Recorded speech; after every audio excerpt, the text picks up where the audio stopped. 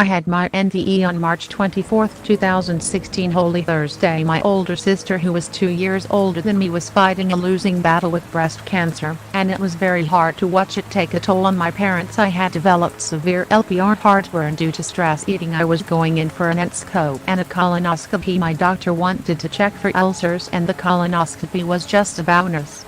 Since I was 46 and had never had one before, the bowel prep worked too well, and I became severely dehydrated. The nurse took her time hooking up the saline drip. 5 minutes after she put the IV in, my heart stopped. My soul immediately left my body and went through the wall to my left. The room was dark, and I found myself in a chair. A being behind me began clicking images from my life through my brain really fast, like a slide projector. The slideshow stopped at 4 moments in my life where I was being encouraging to people. Each time I was launched back in time and into the event. The first event was when I was 25. I was encouraging a new hire who had taken a lesser job under me, but it would give him a lot more room for future growth. He was worried he had made a mistake. I could smell the propane exhaust from his forklift. We were in the southwest corner of the warehouse that I ran at the time. Bill is still a friend of mine and has had a nice career in sales. The second one was with a neighbor kid. When I was 9, my neighbor was bummed because his parents worked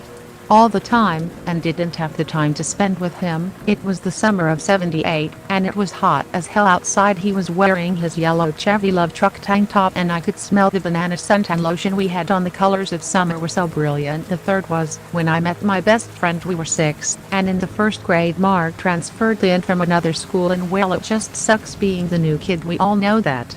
Well, I was nice to him, and he became my best man. 22 years later, we were in the playground of our old grade school. The fourth event was when I was encouraging a freshman at college to stay in school. I was a sophomore. He was socially awkward and struggled with that part of college. He stayed and earned a graduate degree from Cornell. Years later, we were standing in his dorm room on a Friday, and I started to hear the nurse say, "Mike, Mike, Mike." She was giving me CPR, and as I went back through the wall to my right, the being said more of this. When I opened my eyes, I felt euphoric. I wanted to jump for joy, but I could clearly see the dismay on everyone's faces. The IV got ripped out. My wife was crying, and the nurse was emotionally drained. They wheeled me over to the ICU of Blanchard Valley Hospital in Findlay, Ohio. I was still severely dehydrated, and there was no saline drip yet. I felt like I was running on pure unconditional love. Just then, a lady who had been in a car crash was wheeled in next to me. She had been choppered in, but they could not save her. I knew her soul was gone when she came, and they finally got the liquids going into me, and I could feel myself becoming normal again. I took 3 bags before I urinated. They kept me overnight and ran a ton of tests, but they found nothing. I was incredibly hungry. The following week, I went back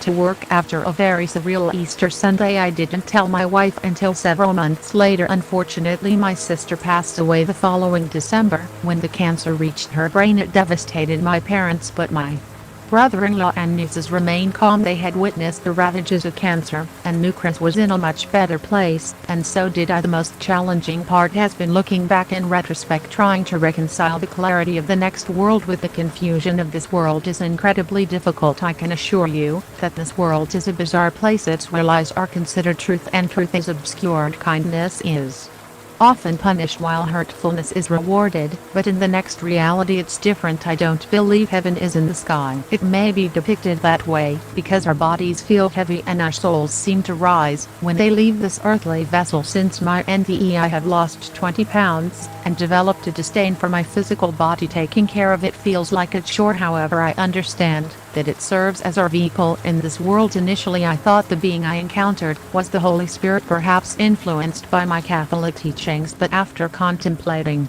it numerous times, I now believe it was more like an angel or messenger. I think it was younger than me, slightly awkward even. It seemed to understand that there was little time to deliver its message about the importance of encouragement. I was surrounded by talented medical professionals that day, and there was no way I was going to die. The nurse later asked me if my chest hurt when I arrived in my room. Surprisingly, it didn't. She mentioned that she had performed aggressive CPR and was surprised that none of my ribs were broken. I felt on top of the world for days after that. As the years have passed, my NDE has taken on an even deeper meaning. I draw upon it frequently. I have no desire to go back, but I no longer fear death. The day we die, we are all equal. Wealth and social standing hold no significance. We don't take those things with us. However, our memories of sound, sight, and smell do continue to exist in the next world. So I suggest filling those memory vaults. I now have music playing all the time. The year following my sister's death presented a significant personal challenge for my wife and me. I believe I was visited and warned about events by my sister. The following year my wife and I became true partners. Without my NDE and the visits from my sister, I'm uncertain if our marriage would have endured.